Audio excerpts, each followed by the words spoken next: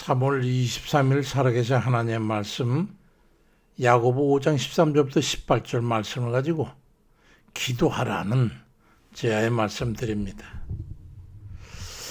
우리 신앙생활을 돌아보면 한 가지 사소한 것 같지만은 아주 크게 잘못된 부분이 있어요. 이거 고치지 않으면요 안 됩니다.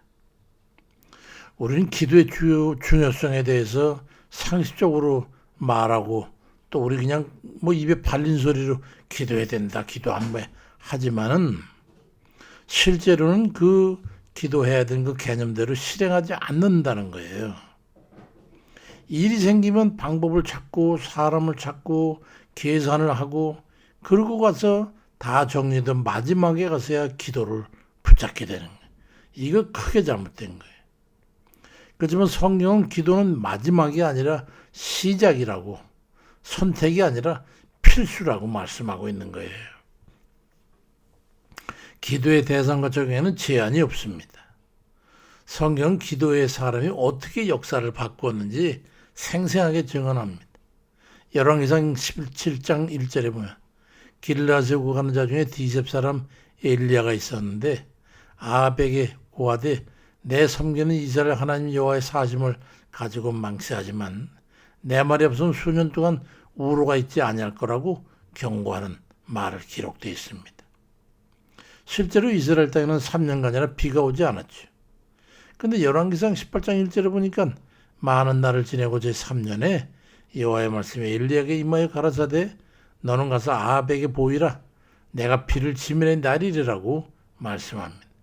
그리고 그 말 뒤에 야고보서 5장 17절에 가보니까 엘리야는 우리가 성전에 갔던 사람이었지만은 저가 비 오지 않기를 간절히 기도한 즉 3년 6개월 동안 땅에 비가 오지 않고 다시 기도한 즉 하늘이 비를 내리고 땅에 열매를 내었다고 말씀하고 있어요.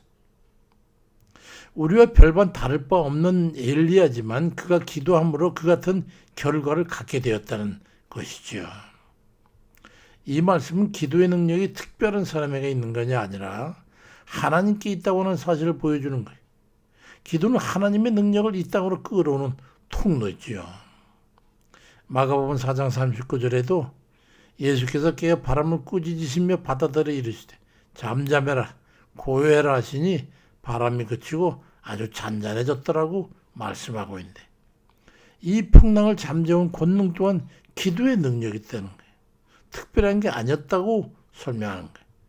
그래서 마가복음 9장 19절에 기도 외에 다른 것으로 이런 유가 나갈 수 없다고 단정적으로 결론을 말씀하고 있는 거예요. 우리는 분명히 알아야 될 게 하나 있어요. 기도는 인간의 한계를 넘어서 하나님의 능력을 경험하게 되는 일이기 때문에 기도는 우리가 할 수 있는 최선의 길이라고 하는 것을 깨달아야 합니다. 기도는 방법이 아니라 기도하는 그 자체가 중요한 거야. 기도 자체. 기도해야 되는 그 자체 말이죠. 마가복음 9장 29절에 기도에 이런 유가 나갈 수가 없다고 그랬으니까 그 말씀을 기초로 해서 기도는 여러 방법 중에 하나를 택하는 게 아니라 절대적인 선제 조건이라고 하는 것을 말씀하고 있어요. 그런데 우리는 아주 자꾸 순서를 바꾸는 거예요. 먼저 사람의 수단과 방법이나 이런 것들을 가지고 해결하라고 하고 그 다음에 안 되면 그제서 기도하려 하는 이건 잘못된 거예요. 이건 다 틀려버린 거예요. 근데 주님께서는 마지막 날 밤에 목요일 저녁에 누가복음 20장 44절에 보니까 예수께서 힘쓰고 해서 더욱 간절히 기도했다고 하는 말씀이 기록되어 있어요. 예수님께서 잡히자 십자가에 지실 그 마지막 밤 목요일 저녁에 그 극한적인 상황, 그 위기 순간에도 기도에 전념하시다는 거예요. 다른 것도 얼마나 바쁜 일이 많았겠어요? 그렇지만 기도해야 했다. 기도 외에는 없다. 인도 선교사였던 윌리엄 캐리가 그 간증했던 그 기록이 우리의 교훈을 주지. 그는 15년이 넘는 그 기간 동안에 공들여서 인도에 가가지고 선교차 가서 성경 번역해가지고 영어로 이제 번역을 하게 됐어요. 근데 15년 동안 그 건물 몇 채 담당하는 거기에다가 쌓아놨는데 아니 글쎄 불이 나가지고 그 모든 것 다 한꺼번에 다 잿더미로 만들었어. 이건 절망이 그 이상이었죠. 그렇지만 그는 제일 먼저 한 것이 뭐냐면 바로 무릎을 꿇고 하나님 앞에 엎드렸어요. 주님, 제가 너무 큰 성과를 의지했나 봐요. 너무 내 자신을 생각하고 너무 기뻐온 내 의지에, 내 생각에, 내 기분에 취했었나 봐. 아버지, 모든 게 사라졌지만 주님은 살아계시니 제게 다시 시작할 수 있는 힘을 주세요. 이것을 내가 감당할 수 있도록, 이길 수 있도록 도와달라고 기도했어요. 그러고 나서 그 기도가 영국의 성도들의 마음을 감동하게 했어요.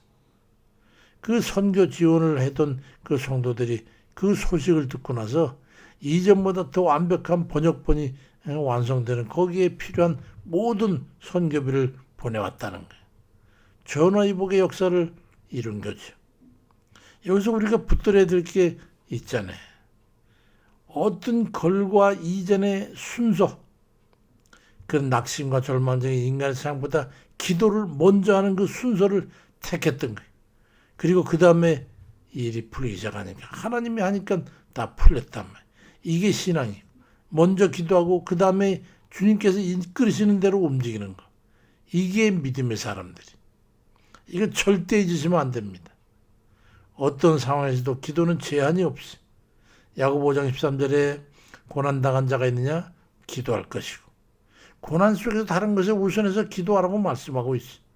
또 이어서 야고보 5장 14절에는 너희 중에 병든 자가 있냐?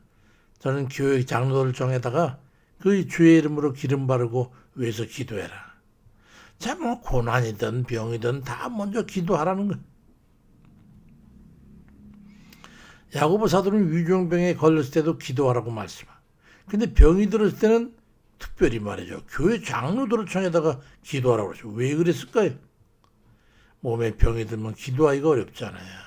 실제적으로 기도하기가 너무 어렵잖아요. 합심할 수 있는 그런 다른 일을 불러서 협조를 얻어가지고 합심으로라도 기도해서 거기에 얹어서라도 가라 이 말이에요. 그만큼 기도하지 않으면 안 된다. 기도엔 길이 없다는 거예요. 다른 사람의 힘을 빌어서라도 기도해요. 그 말을 어쨌든 기도해야 된다는 그 기도 자체에 목적을 두고 말씀하고 있는 거지. 야고보 5장 15절에 믿음의 기도는 병든 자를 구원하리니 말씀하고 있고, 어떻게든지 기도해서 하나님의 능력을 힘입어야 살 수 있다는 거예요.